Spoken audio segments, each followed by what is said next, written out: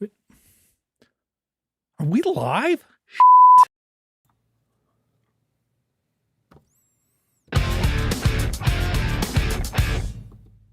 Well, hello, everybody, and welcome to another episode of Jim and Rob Overanalyze Movies, the live video podcast for people who love to talk about movies as much, maybe even more, than they love watching them. Tonight, folks, we have an interesting show for you. My co-host, Jim, of the eponymous Jim and Rob Overanalyze Movies, is out of town visiting family in lovely British Columbia, Canada.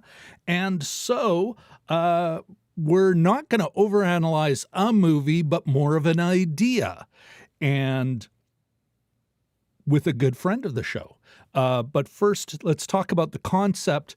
This actually started maybe even a year ago or more, spring of 2021, watching a terrible, truly terrible film on Prime.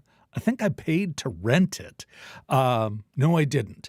It was Infinite with Mark Wahlberg and, who was the other poor man who had to act opposite? I believe it was Mr. Washington, Washington the Younger.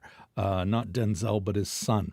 Anyway, they were in this really, this mediocrity of a sci-fi flick, Infinite. But the one thing I remember watching was how it was, I would call it cinematic. You could see right away, even though I'm watching on TV, it's like, oh yeah, this is meant for the theater. It's not a good movie, but it's a theater movie.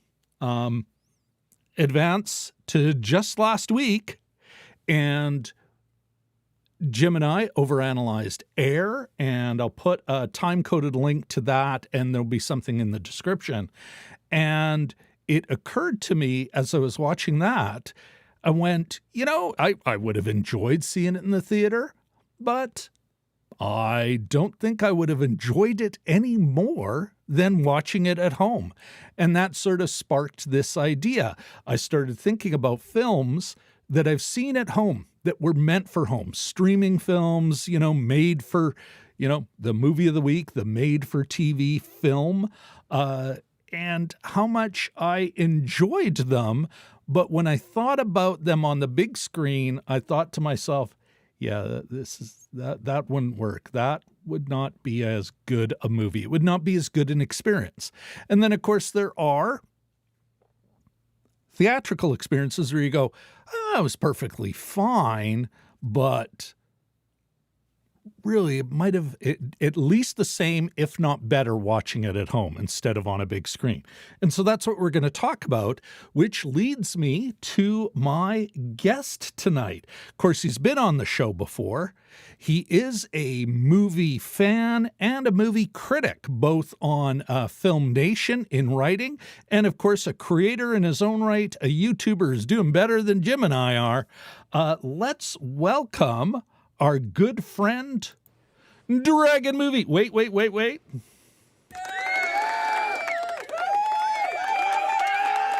Dragon Movie Guy.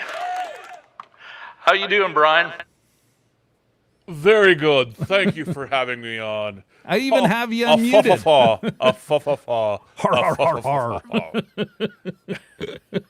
I was trying to get my my King Charles, the whatever the royal thing is. Like with Queen Elizabeth, it was always like this thing. But King Charles, I think, is more like Harumph. Yes. So you good? Yes, we are good. So yeah, a lot going on in the world of movies, and I love this subject. And to be honest, what was funny was when you brought up the subject, I was thinking about it a little bit differently. Mm-hmm. And then when you asked for the films, my film selections, I was like, oh, that's interesting, because that made me think about it harder. and I realized a couple things about my viewing habits too. So it's a really good thought experiment that you're bringing up for this podcast. Well, thank you very much. And it's one of the reasons I thought of you for this episode, because we can kind of think in a rut. And what I love about chatting with you, Brian, is whether we agree or we butt heads, it gets me out of my usual way of looking at things. So, yeah, well, with that done then, this is what we're going to do, folks. Well, to be fair, I think we Beavis more than we butt heads. Oh, wait a sec. That deserves one of those. We have all the sound effects here on Jim and Rob Overanalyze Movies. Yeah. All right. Brian, to those out there watching, to the upwards of several that may be catching this live or on a repeat, this is what we're going to do. Brian and I, we're going to share a couple of movies that they're streaming movies, or we saw them at home and we went, wow, if I saw this on the big screen, it might not be as fun. That I am seeing it the way it was meant to be seen. This is an enjoyable experience here on the small screen, let's say. And then, of course, we'll talk about why we think it works on television versus imagining in a big theater. Then we're going to take a look at the opposite, perhaps. The film that is, how should I say, the film that we've seen in a big theater, in the big screen, and we went, wow, I think not only do I think I should be at home, but I think I'd enjoy this film more if I was at home, watching it in my living room, the comfort of my home, watching it on a smaller screen. So that's how we're going to roll. That good for you, Jim? Or Jim, Brian? Ooh. You can call me Jim if you like to. Well, that's very kind. I don't have sir. a bell, though, so we'll have to imagine the bell in honor of Jim. I'm sure we'll manage without the bell, but that does remind me, folks. If you haven't thought of it already, don't forget to like, subscribe, and ringy-ding that bell. You'd think I'd be able to have all the other digital nonsense. You'd think I'd be able to find one there. You don't have a bell. I don't even have a bell. WTF. All right, Brian, you know what? I'm gonna give it over to you. You brought up a couple of movies, and I'll put them on the screen with you now. And that was Justice League, Zack Snyder's Justice League, and then, of course, the indie darling Coda. And why don't you just quickly, just to remind people, try and keep it spoiler-free. Actually, never mind. Screw that. You know what? We're in the spoiler zone here. You've all been warned. All right, where was I? Okay, give us a quick summary of both those flicks, and then let's talk about, why don't you tell us why you think they worked better at home for you than if you had seen them in a big screen? Yes. So let's start with Justice League, because Justice League did hit theaters in 2017. It was a really weird situation where Zack Snyder left the production because of some off-screen issues that happened, a tragedy in his family. So Joss Whedon comes in, and the final film is sort of Frankensteined together into a mishmash of selection committees and different things. And I think that everyone that was being kind to Justice League 2017, which I would be in that category, liked it but didn't love it, and it definitely was not a perfect film by any stretch, and there were plenty of things you could pick out. Justice League 2021, the one that came out during the pandemic, the one that was Zack Snyder, release the Snyder Cut, all of the people there seems to be a very, very vocal minority of a fan base that loves Zack Snyder And the darker his film is, the darker and more depressing his films are, the more they like them. Yeah. And because of what happened in 2017, because of the pandemic as well, there was a push to release the Snyder Cut. So they Okay. did. They gave him, And then let's cut to the chase here. Describe the Snyder Cut. it was set it, well, it, set it, that it, film up. it was 4 hours. It was black and white, and it was 4:3. In other words, it was a standard definition aspect ratio. In addition to being all Zack Snyder all the time, in some ways it was better. In some ways it was, but one of the side effects of all of the things that were different about it was that it definitely should not have been on the big screen, even though they were saying it was an IMAX ratio. Come on, it was 4:3. It was meant for a television screen, even though television screens now are 16:9. So go figure. But I think it was a better experience on streaming on HBO Max, or now just Max, than it would be in theaters. The other one is one of your favorite films of the last couple of years, and I liked it as well. Winner of 3 Academy Awards, Coda, about a hearing impaired family that lives in a marine environment. They're fishermen, and the one non-hearing member of the family joins a high school choir, and The they have to child try and of deaf adults, the CODA. yes, Yeah. as well as the coda at the end of songs. For anyone that's been in band or choir, the coda is usually the last few measures of a song, so double meaning. And just a very sweet film, a film where it's a family loving each other and struggling to get by, and financial issues, but also trying to support each other, and a genuinely good family, telling a good story. Nothing too controversial about it. Just a really well told story, good acting, and a very fine viewing experience. There are plenty of But pretty definitely voices one with that doesn't have a whole lot of bells and whistles to the visuals of it. Not even the color timing of it is particularly done anything more fancy than what you would see on network television. So that's the other reason why I say that Coda is one that I think is better suited to streaming. Very cool. Just the way they shoot and edit it, the cinematography and the editing style, a lot more close-ups, which is more indicative of a television style of filming than cinema, Well, wide okay, wide then- masters. yeah, And you've jumped ahead here. okay, Let's break down why. Okay, so you just kind of mushed it all together. Let's go back to Zack Snyder. Okay. And I'll read to everyone, folks. Here is, for those who are unfamiliar with Zack Snyder's The Justice League, Zack Snyder's Justice League, it's basically a DC Comics universe combo thing with Superman and Batman, etc. But here's the log line.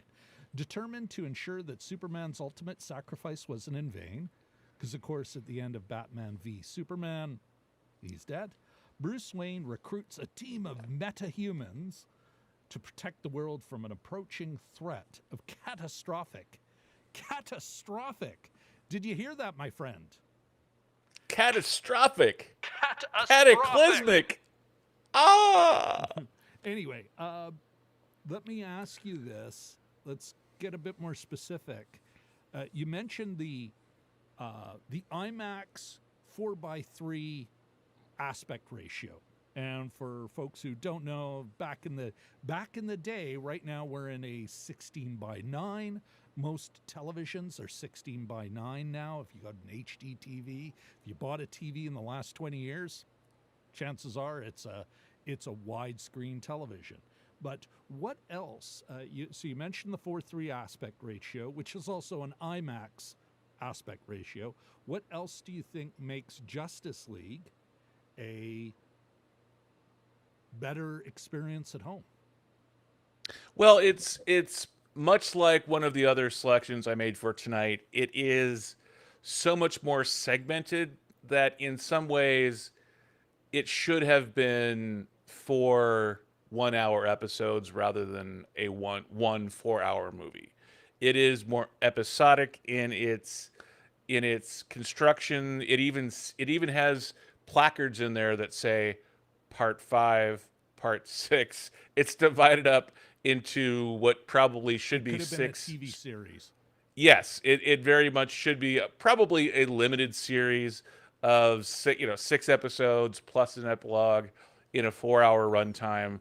That it just the way it's constructed, it's very logical to have it as a limited series, as is done on all the streaming platforms now, which is really how feature films could be constructed anyway.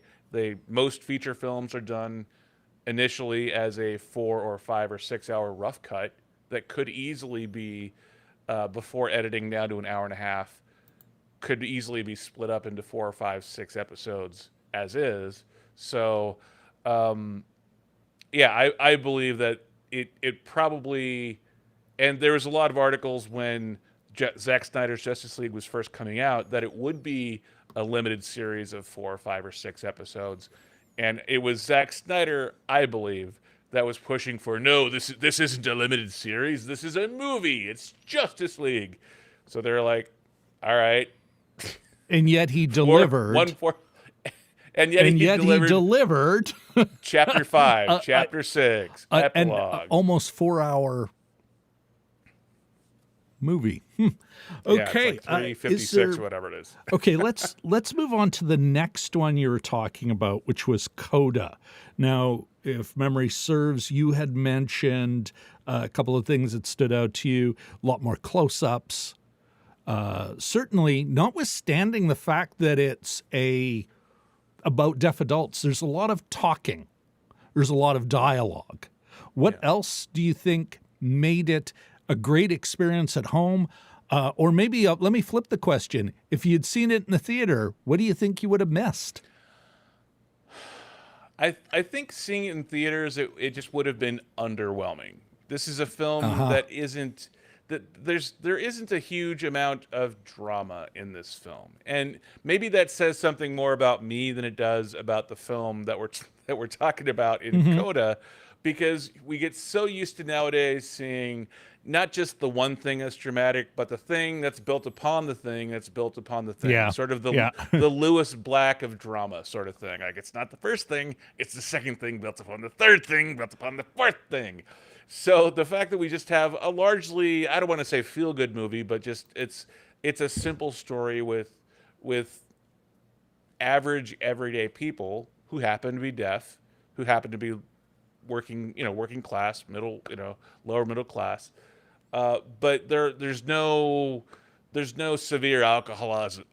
There's no severe mental traumas. There's no severe abuse going on. It's just a nice story about a nice family, and you're right. There is a lot of dialogue. It is very dialogue heavy. It's not particularly action oriented, so there's no major chase sequences in this film. There's no major. It's a family drama. It's not one where you have hundreds of extras, where they rally at the town square and people are there with pitchforks in the hundreds, where they're going to go get the bad guy down out of the castle and all that kind of stuff. It is a family drama told on a largely smaller scale. It is cinematic in that it is a feature film structure. It is 3 acts. It is one story told from beginning to end. I think it is, though, this type of story that would have been in some ways more well suited to a standard television season of 15 to 20 episodes rather than just one 3-hour movie. Because when you're talking about a year in the life of, especially when it comes to high school, I think those work best in a series format. Okay, now we're getting into criticizing the film, which wasn't really what I was going for here. And it was only 2 hours. It wasn't a 3-hour flick. Yeah, no, but it felt like a 3-act play is what a 3-act structure is what I was Okay, so like so many other films. Yes. Like movies. Like a pill. Well, it's like a movie, the thing it gave you. Okay. Smart remarks aside. Okay, that gives me an idea of where you're coming from. For me, I'll jump into my flicks now, and I'll run through them all to give you, Brian. Sorry, to give you the last film to talk about. How can you tell folks that we don't exactly get together for many production meetings? Practice. This is all practice. you know what? This is the way it works on the internet. All right. The two flicks, Brian, that I chose were the Guernsey Literary Society and the Guernsey Literary and Potato Peel Pie. Oh my goodness, say that 5 times fast. And I pretend I'm a voiceover artist. Anyway, let me try that one more time. The Guernsey Literary and Potato Peel Pie Society. Netflix flick came out 2021, I think. And another Netflix streamer starring Mark Wahlberg, etc. Spencer Confidential. Now, the Guernsey Potato Peel, the Guernsey film. Romance, melodrama, really about Lily James' character is going to Guernsey to get the story behind these folks' book society. Somebody has written saying, hey, we like this book of yours. We need another copy if memory serves, something like that. Or actually, I think it was, can you sign it? And she actually goes over there to do a story on it because she's not just an author. She is she does reportage, I guess we could call it. Doesn't that sound fancy? Reportage, Brian? She is a TV reporter or something along those lines? It's set in World War II. Or just after World War II. It is a period flick. Anyway, she goes to Guernsey because they started this thing during the German occupation of World War II. Of course, you get a deep story. There is romance. There is unrequited love. There is tragedy. Again, it is a real, honest-to-God melodrama. And I really loved it. I enjoyed it. At the end of it, I got a little misty, as one should from this kind of nonsense. Now, my other film, Spencer Confidential, and for those of you of our vintage, you may remember Spencer for Hire. It was with Robert Urich. It was the same character? Television show called Spencer for Hire, and it's basically a former cop becomes a private eye because of drama, and he, solves crimes and helps people out. In this one, Brian, it's Mark Wahlberg, and it actually in some ways felt, it's like, wow, this is, if it's a pilot, it's one of the best pilots I've ever seen. But it is a real 2-hour movie, beginning, middle, and end. It leaves it open for more stuff for a series to come out, but you don't feel like you have to have it. There's no cliffhanger. There's no, but I need all these characters tied together. No, actually, they bring like a team together. And if something happens after the end, great. But I'm at the same time, I'm not feeling like there was something left on the table for me.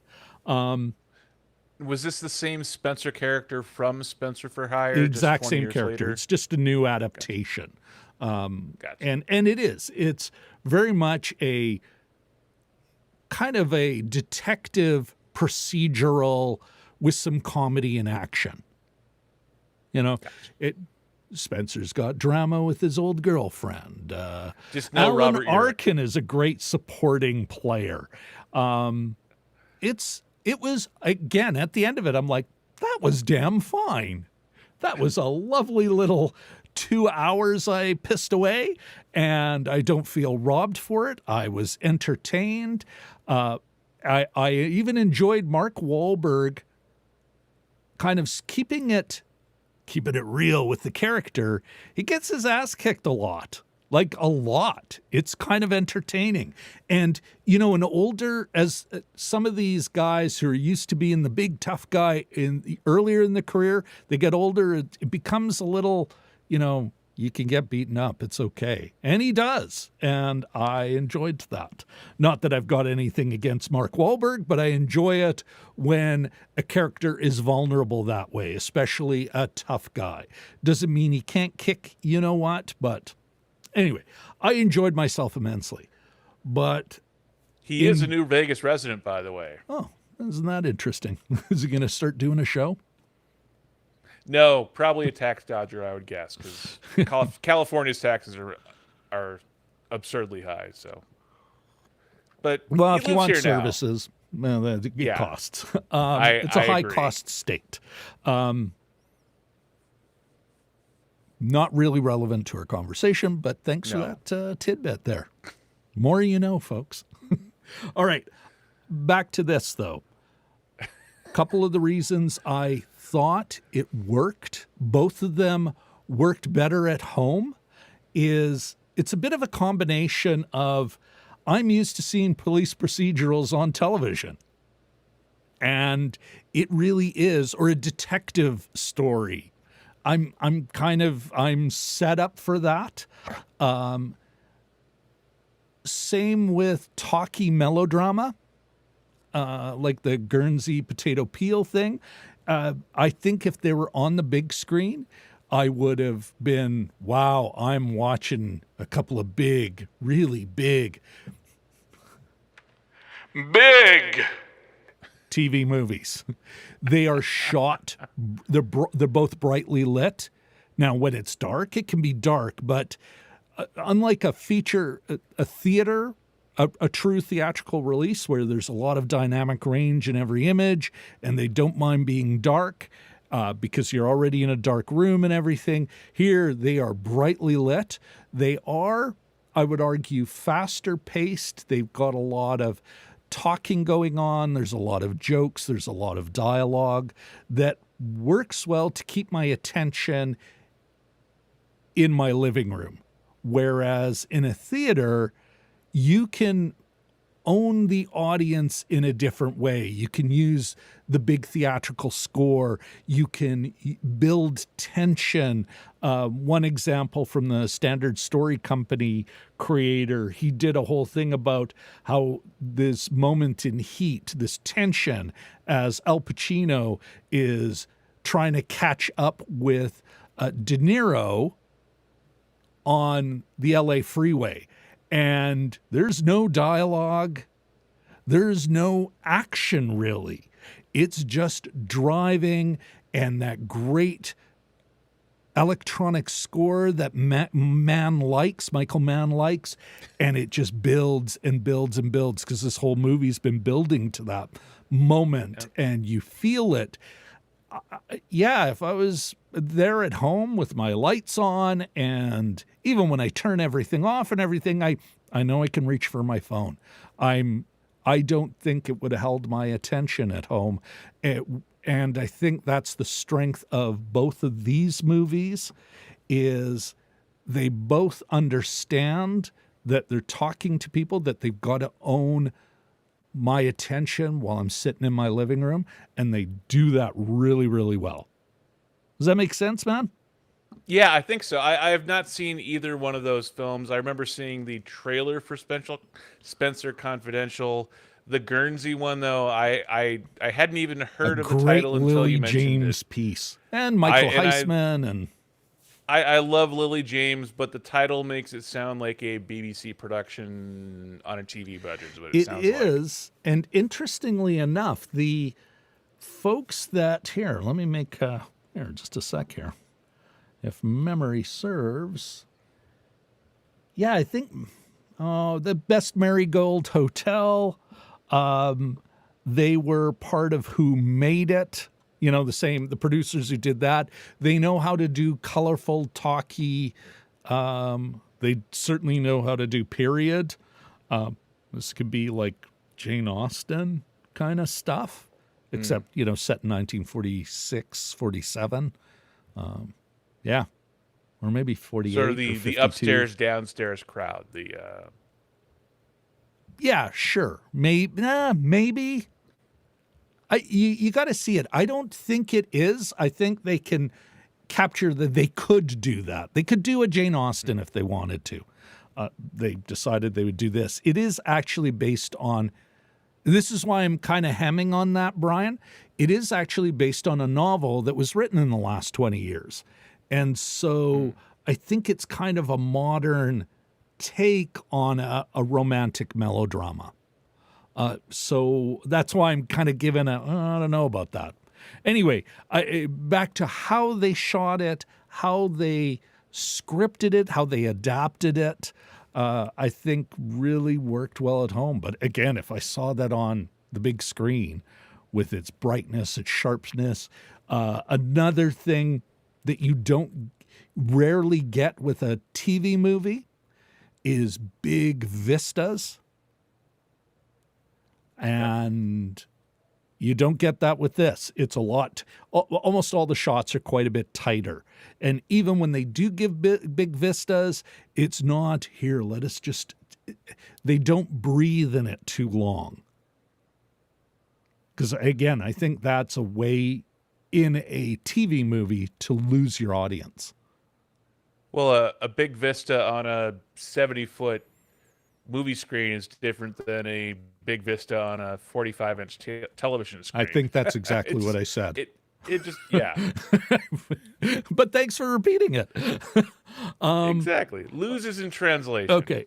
We're going to, let's move to the next thing, and I'll go first this time, Brian, if that's cool with you. Okay.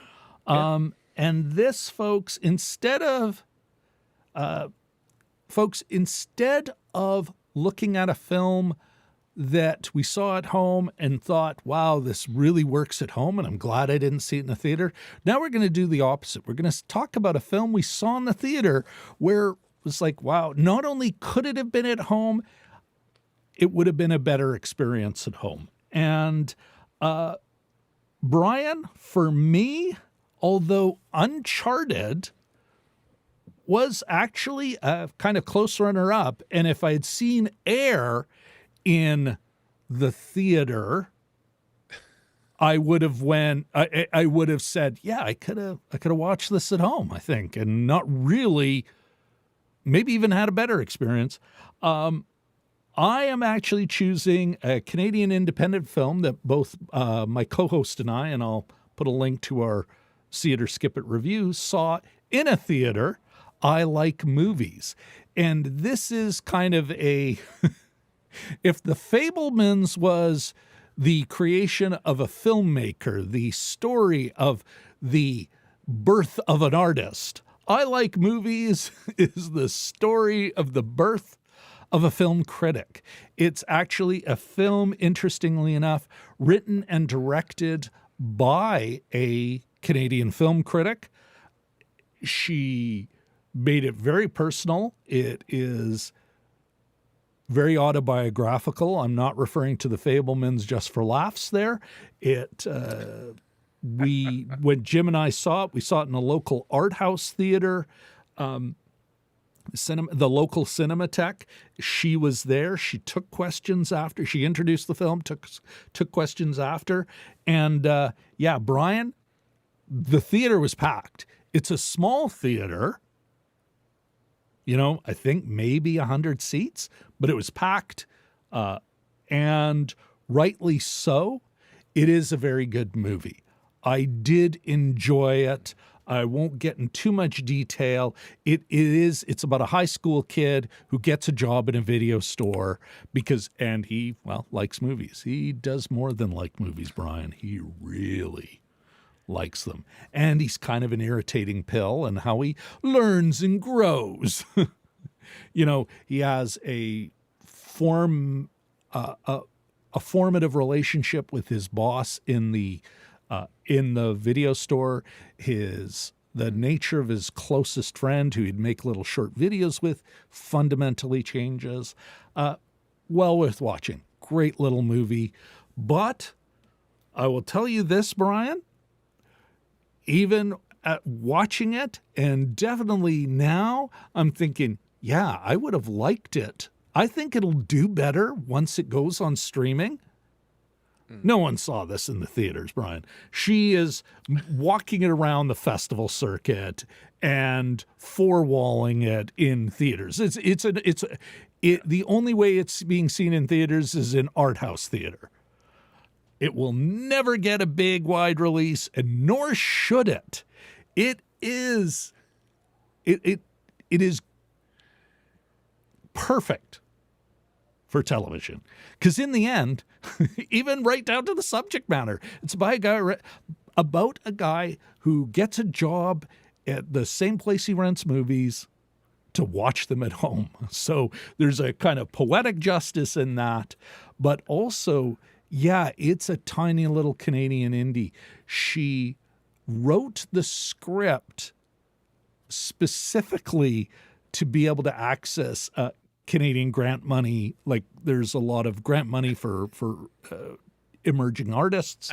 She wrote it for that and at that budget level. I think she made it for $200,000 Canadian, and it shows. And it shows great filmmaking, Brian, within those constraints. And like I said, on television, I think it'll do really well.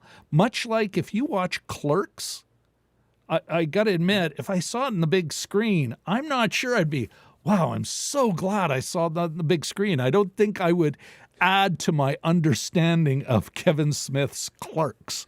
I did see Clerks in theaters when it first came out back in 93, 94. So. And, well, are you going now? Oh, thank God I had the theatrical experience there. Or when you recommend it, if you recommend it, are you going, no, you're fine watching it on TV? Yeah, well, it'd be, because you're not really losing a whole lot, but there's not really much of a chance to see Clerks in theaters nowadays. But it's black and white and was shot for $30,000. Exactly. So peanuts. Yeah. And yes, the Miramax, the folks who bought it, put some money in to improve the sound, like basically remastered the whole thing. You know, they turned it into Kevin Smith, they saw in interviews, it's like, no, I already made the movie. It's doing well in the festival circuit. And they're like, no, that's not a movie. We'll clean this up for you. But back to mine. Back to my nonsense. I like movies. I think it's very in the same vein, a great little budget film. And that I think kind of goes to why I think it would be better at home. Brian, I look at some of these things like, how can I put this? Resources can really show on the big screen. You pour a ton of money into something, in part because, like you say, it's 70 feet wide, 40, 50 feet tall, monster sound system around you, pitch black. You have that whole environment sucks up money. At the same time, it also allows a filmmaker to apply every resource available, soundtracks, sound effects, contrast range, sheer size and scope to manipulate us, to bring us, to get us to feel what the filmmaker wants to feel. Whereas something like I Like Movies or the aforementioned Clerks, but I Like Movies I did see in a theater, it's like, yeah, it does not look good on a big screen. You're not going, wow, I'm seeing, thank God, I really get to see this dumpy little set that they were able to just kind of make look like a blockbuster. It doesn't, the bigger it gets, the better it ain't. To be a smartass about it, the cinematic, just because you put it in a cinema doesn't make it cinematic. And so I think I like movies in part just, it looks better on a small screen because it didn't have the resources to look wonderful on a big screen. Second, though, is, again, back to the subject matter. A lot of talks, a lot of jokes. It's not, how did you put it with some of these things? It's not like you're seeing these big action sequences, this big, loud,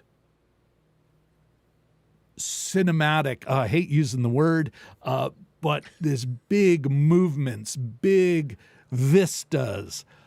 You're not getting that experience here, and nor should you, maybe.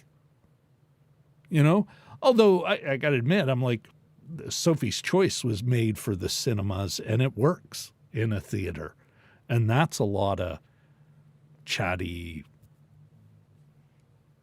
You got some memories. You got some sequences where she's remembering her past, but it really is kind of, it's a lot of it's taking place in an apartment, right? So anyway, that's kind of where I was thinking with that, is it's a small movie and meant to be, destined to be really appreciated on a small screen. And I look forward to watching it when it's finally hits the streaming circuit again. And I think I'll actually enjoy it more there. What about you, my friend? What is your saw it in the theater, boy, enjoy it more at home? Yeah, see, mine is not necessarily one that I think I would enjoy in either spot because it was so artsy-fartsy. But Beau is Afraid by Ari Aster, stars Joaquin Phoenix, was just in theaters a month or so ago. This is another case where it is so segmented out chapters-wise that Gotcha. the structure of the story being told is more conducive to watching it as a binge watch session than in one 3-hour sitting. The visuals are all cinematic, and the Ari Aster's sense for the for how to do practical effects, CGI effects, how to frame shots, all of that is very, very cinematic. I don't want to discount that at all. He is a master of the visual part of that. But the story that he was telling made a lot more sense to me, and especially with the way that he constructed the story, if it would have been done in 6 half-an-hour episodes on streaming. Just the way it was done, quite literally just the different acts of the film, in the same way that Zack Snyder's Justice League was, chapter 1, chapter 2, so on and so forth. That is how Beau is Afraid is constructed, and because of that, there's no overarching singular story for the entire film. Even though it is a road trip film, it is one that probably should have been done in 6 episodes as a streaming show, as a limited series. Huh. Sort of like Love and Blood on HBO currently with Elizabeth Banks. Probably could have easily been a feature film, but the way it's constructed as 6 individual episodes makes more sense with the story there. As the way they're telling the story, it made more sense to make that a streaming series, Love and Blood. This one, structurally and the nature of the story, is more episodic in the way that the story is constructed. So let me ask you this then, Brian.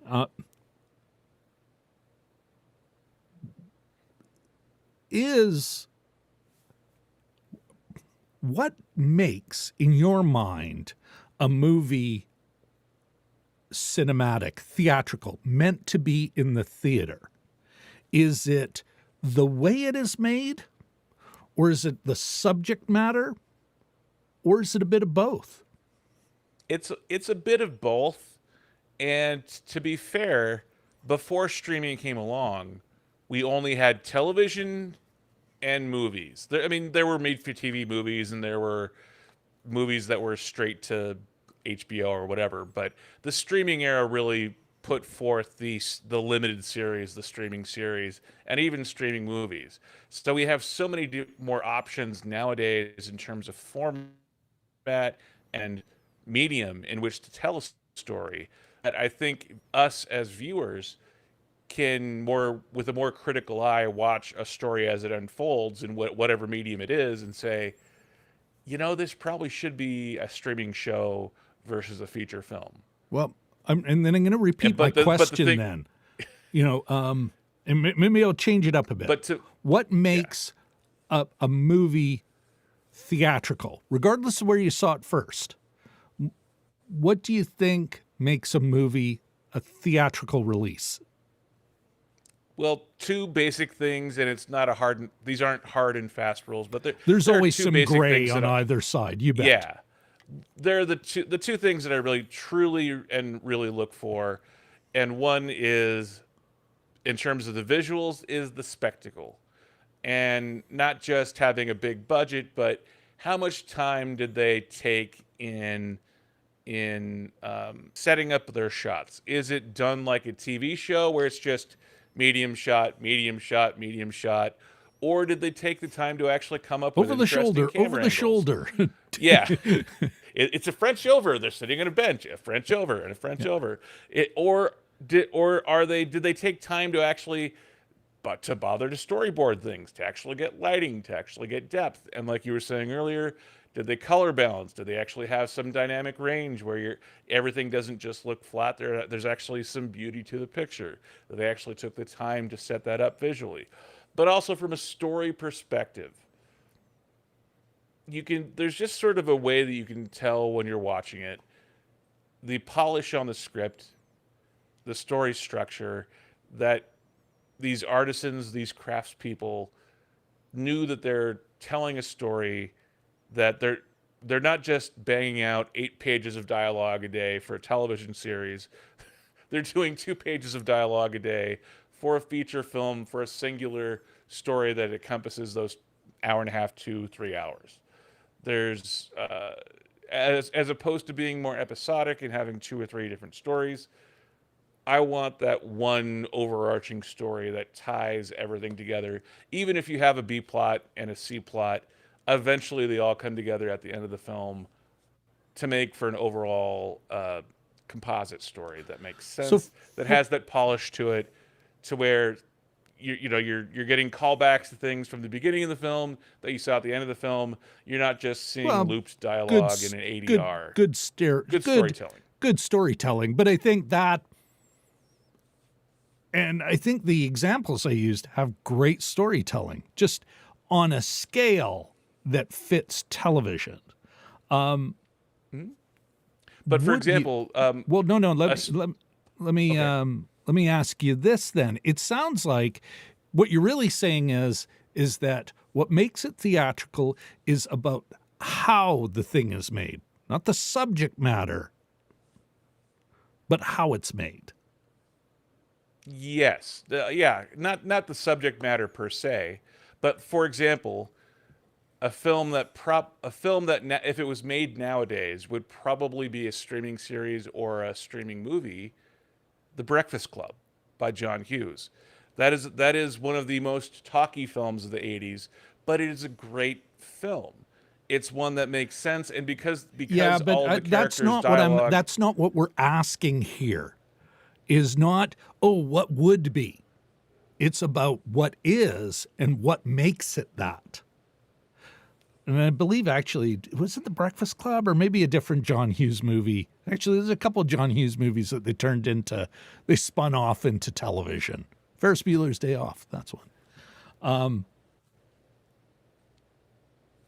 So I'm going to come back to it.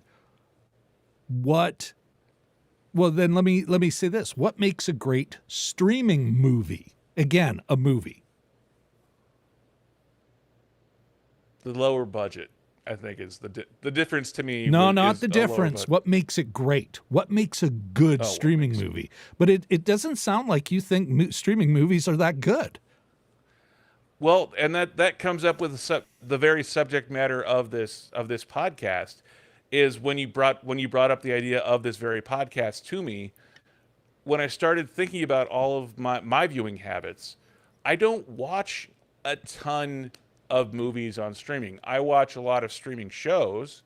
I watch a lot of true crime, but as far as feature films on streaming, I don't watch a ton of films on streaming. I actually had to Google streaming movies 2022, 2023, 2021 to come up with the list of ones Yeah. to choose from because I really don't watch that many movies on streaming and I don't quite know why that is. But in my mind, it's just the slightly lower quality overall, the less workmanship that's gone into the process of writing the script in terms of polishing dialogue, in terms of even actors. Like even if you have something like The Gray Man, that is something that doesn't feel like they polished it enough to be a feature film that's going to make $200 million. Yeah, It but seems like some of the everyone in best that dialogue you can find is on television. Like full Depends stop. on the show. Full stop. Some of the best can be found on television. The West Wing went on, and boy, they had to churn out a ton of content. You know, they're like, so I'm not sure that makes sense that the dialogue is better because they had more time to polish it. That seems to be more of an effort. Well, if you're thing. talking, So if you're let if me you're go back talking to Aaron the question. Sorkin, What makes for a great streaming film? Or are you saying, you know, I don't think there is? I'm saying, as far as my viewing habits, I haven't seen a great streaming film that I say this was better streaming than it was a better experience watching it streaming than it would be watching it in a theater. Okay. Now, is that because you just don't think streaming really can offer a good film? And if I it's think good streaming enough, it's offers- got to be in the theater. I think streaming offers the opportunity to make a film that might not otherwise be made for theatrical release. It gives a greater opportunity to make more films for a smaller budget and still be seen. And yet But as not far as have quality to, goes, the second you're on streaming, it's less. yes, because the budget Yeah. is less, Yeah. and not one doesn't necessarily equal the other. You can do But it. it sounds as, like for you're example, making that. House of Cards. You're making that. Well, It is what it is, man. that is what it seems to be developing Yeah. into. That's not the hard and fast rule, but it is my experience of Yeah. watching streaming But movies the last 2 or 3 years. Let me give you a counter. Let's go a little further. What does this all mean? Because less people are watching movies in theaters. Ticket sales are, and you know what? Give me a second here. Actually, give me a moment. I am going to pull up a very cool spreadsheet The Road to created. Recovery. No. It's a spreadsheet. I think everyone's kind of missing the real story. Okay.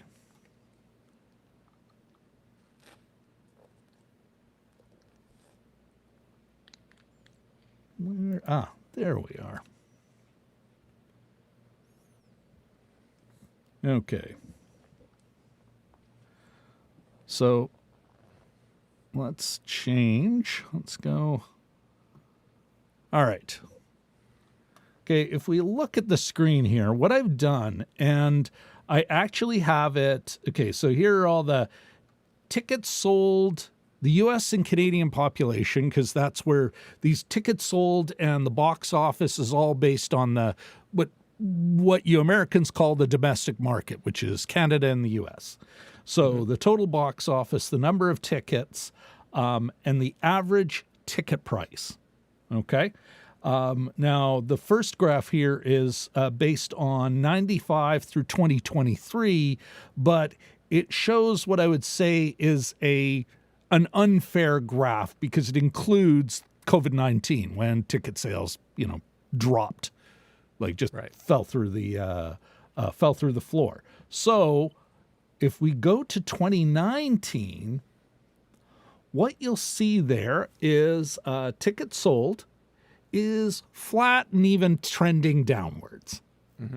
That the growth, but at the same time, the average ticket price is more than doubled. It increased by 110%. And if you look at the Consumer Price Index, which only increased 68% in that same time frame, that means ticket price growth is what's been driving box office growth. It has not been ticket sales. And what's more important here is, meanwhile, population has grown. Even though ticket sales are flat or even in decline, and we're talking theatrical release, domestic theatrical release, the U.S. and Canadian population in total grew 26%. So, of course, the conclusion, Brian, I'm drawing from that is that less people are watching movies. The population's going up, ticket prices are remaining flat or declining. Less people are going to see theatrical releases, period. And the reason the numbers are still growing is because they keep cranking up the ticket price. And that's where you get mediocrities like Avatar, where it's all spectacle. And I'd agree with you. That's an important part of a theatrical experience, is to give me that feeling like, wow, this is worthy of a 70-foot wide screen. It is worthy of me being immersed in this. Agree 100%. But that means, and that is with Avatar and its like, where they can charge for 3D. They can add all these features that justified the growing ticket price increase, right? But the thing is, that means all of a sudden films that would have been in theaters before aren't getting that play. They're going to streaming. And does that mean that because they're on streaming, they're automatically, notwithstanding the lack of spectacle, they're just less? They will be less. Films that are not big spectacle films are just going to get worse over time. Is that kind of where you're coming from on that? I think to a certain degree, because in a certain way, like it's sort of the same discussion we were having with the writer's strike on the podcast on my channel, where I think there's just so much going on now. I'll put a link there. That was a great conversation. Yes. I might have said a lot. Yeah.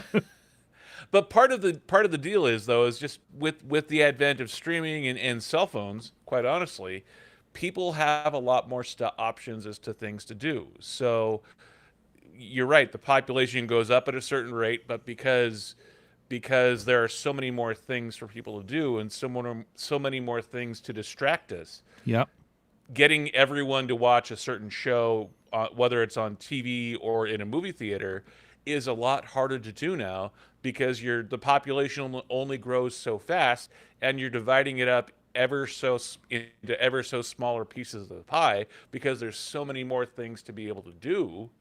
I think that's part of what we're seeing in the theater numbers going down slightly over time. Well, but I'm also, because the other thing is too, when you talk about things that now are not made as much, comedies, theatrical comedies like Judd Apatow movies. The last couple of Judd Apatow movies have been streaming on Netflix, and this weekend is an exception that proves the rule in The Machine and About My Father being studio level comedies, rated R comedies in theaters.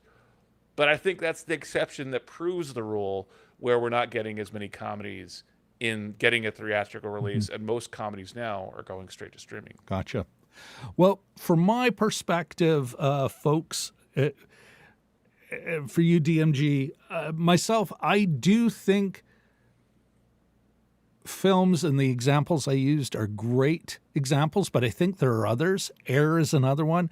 even though it did get a theatrical release, it was like, wow, this was meant. The end game was always television.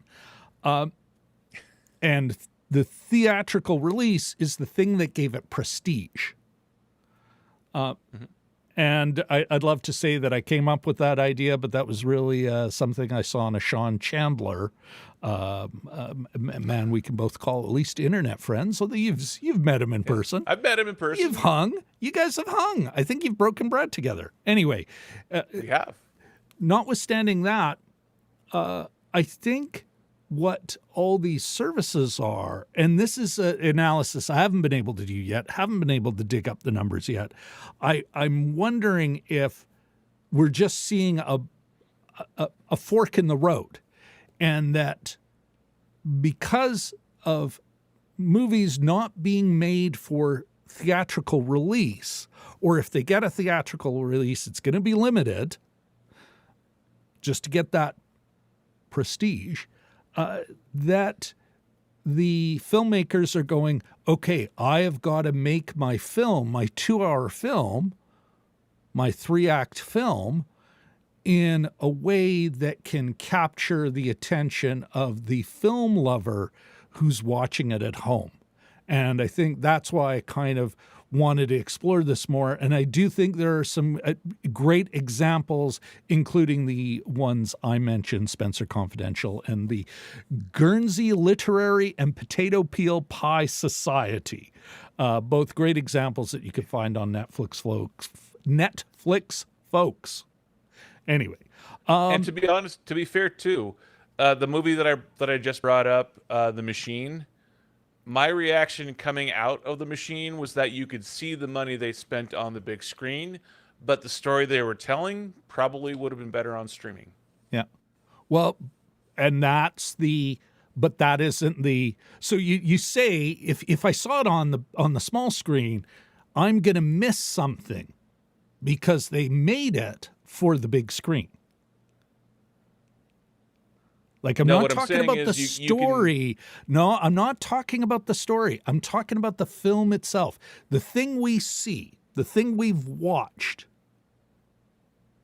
And it sounds like The Machine was, no, we made this to be in theaters. We made it to take full advantage of that 70-foot wide screen and the sound and everything. And they did, but it was incongruous with the story being told. Well, but... Yeah, you could see they spent a lot of money, but it was sort of pointless given the story that was being told and how they were telling it. You could tell they were spending money to spend money to make it a spectacle when the story being told didn't call for that. Well, okay, then how does, say, something like Pride and Prejudice, actually any of those Merchant Ivory, those big money, beautiful Jane Austen films, because, I mean, the biggest action is, you know, a character will fall dramatically in a field, and yet big Oscar-winning theatrical releases, popular, you wouldn't say they were Marvel money hits, but like, this is what I mean. I don't think it is. I agree with you, first part you. It's not the subject matter. It is the way it's told. And that you can take any subject matter and go, okay, all right, so we're doing this on the small screen.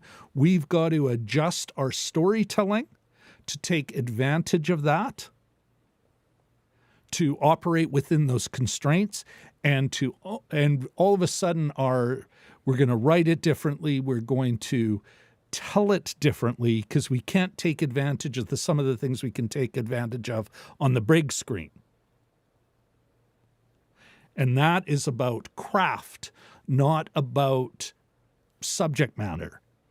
Because, yeah, I think there's just too many examples of films that did so well. Oh, Happy Gilmore. Yes, it's still funny AF on TV. But because they were on the big screen, boy, they took advantage of the golf course.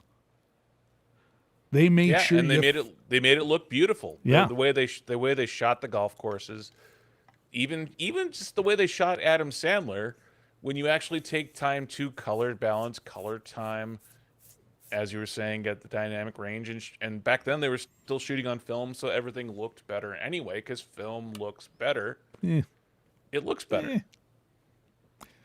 eh. There's an app for that.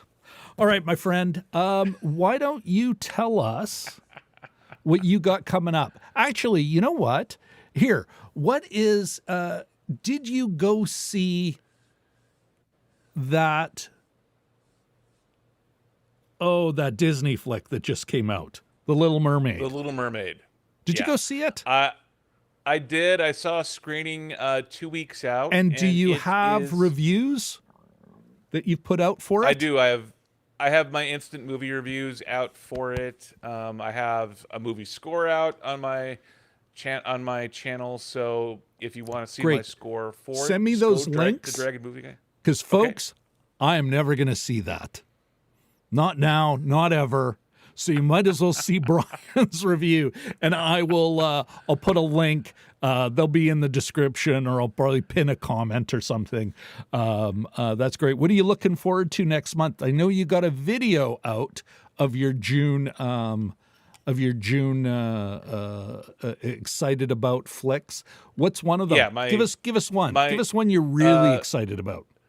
I am really excited for No Hard. I'm brain farting on my own one. The Jennifer Lawrence movie, the rated R comedy. This is the first movie coming out after her having a child. It is a return to comedy for Jennifer Lawrence. We forget that here she is, an Oscar-winning actress, a big tentpole franchise, Hunger Games, X-Men, all of these big budget action, everything. No hard feelings. No hard feelings. Jennifer Lawrence, for people, Jennifer Lawrence got her first big break in Hollywood as the daughter on a sitcom on the Bill Engvall show. And Bill Engvall was one of the Blue Collar Comedy Tour, the Jeff Foxworthy, all them. She was the daughter on the TBS comedy sitcom. Really? For Bill Engvall. Yeah, she was the hot daughter on the show. Yeah. There's even one of the promos for the show where I did not know that. So Nancy the Travis Kaylee played, Cuoco kind of beginning. Yes, except Kaylee Cuoco's always kind of stayed on television. I'm talking about the beginning. Older, anyway, yes. So that's what you're looking forward to is No Hard Feelings. No hard feelings, and of course Indiana Jones 5 and everything else coming out this month. But the big one that I'm really looking forward to is No Hard Feelings. It's just the kid trying to lose his virginity before he goes to college, but told from Jennifer Lawrence's point of view. So that'll be interesting. All right, my friend. On that wonderful note, everybody, thank you all very much for making it out. Really appreciate it. Again, there'll be stuff YouTube thinks you should see. Let's not forget to like and subscribe. And last but certainly not least, a big hand for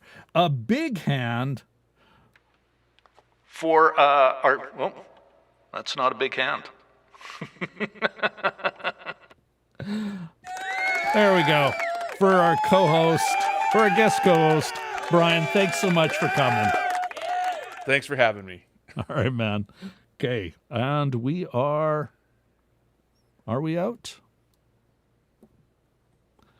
I do believe so. I think we're out. Who knows? You know what? They'll be